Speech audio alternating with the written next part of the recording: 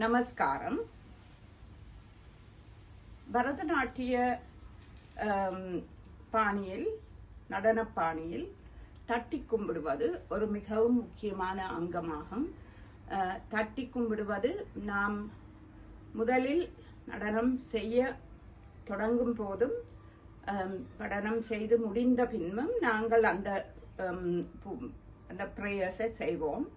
அது நாம் காலை மிகவும் அழுத்தமாக தட்டி பூமாதேவியை நோக பண்ணுவதால் பூமாதேவியிடம் ஒரு மன்னிப்பும் கேட்டு எமது பிதா, மாதா, குரு, கடவுள், எல்லாம் வல்ல இறைவன், சபையோர், பக்கபாத்திய கலைஞர்கள் எல்லாருக்கும் ஒரு அஞ்சலி செய்வதாக அமையும்.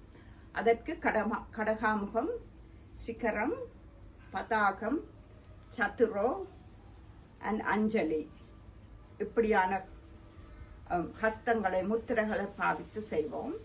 முதலில் 2 கையும் இப்படி வைத்து கால் சமநிலை நின்றபடி முதலில் வலது கால் தட்ட வேண்டும்.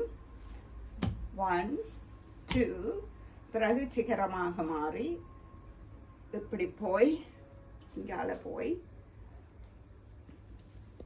கீழே இருந்து பதாகம் நிலத்தை தொட்டு, சத்துரோ நிலத்தை கண்ணையொற்றி வணங்கி எழுந்து நின்று வணக்கம் செய்வது.